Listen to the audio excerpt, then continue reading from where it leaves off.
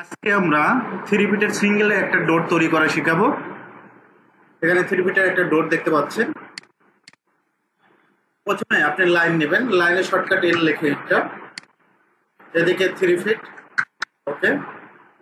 আবার লাইন নেব ইন্টার, এদিকে 5 ইঞ্চি, একইভাবে এদিকে 2, যেহেতু আমাদের 5 ইঞ্চি পার্টিশন ওয়াল, এদিকে 2 1, এদিকে 3 মাউস দিয়ে উল্লেখ করবেন। তারপরে আমাদের যে কাজটা করতে হবে, এটা মিরর করে দিতে হবে, এমআই লিখে এটা মিড পয়েন্ট, অটোমেটিক ভাবে মিড পয়েন্ট আসবে, ক্লিক নো। আপনার পজিশন মতো বসে গেলে জাস্ট ক্লিক করবেন। তারপর লাইন নেবেন এই পয়েন্ট থেকে এই পয়েন্ট 7 ফিট। এখন অফসেট নেব, ও লেখে এন্টার, অন লেখে এন্টার, যেহেতু মেজারমেন্ট 1 ইঞ্চি আছে জাস্ট ক্লিক করবেন। তারপর সার্কেল নেবেন, সি লেখে enter, first point second point, তারপর ট্রিম করে দিবেন, টিআর লেখে ডাবল এন্টার, ওকে।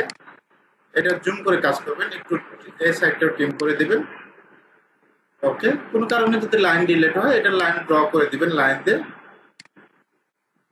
এখন আমাদের যে কাজটা করতে হবে, রেক্ট্যাঙ্গেল দিয়ে একটু মাঝখানে ডিজাইন করে দেন। এটা আপনি অ্যানি মেজারমেন্ট যে কোনো মেজারমেন্ট দিয়ে করতে পারেন, সমস্যা নেই, তবে একটু যাতে কাছাকাছি হয়, কারণ মেজারমেন্ট এত কম বেশি করা যাবে না, দেখতে যেটা খারাপ লাগবে।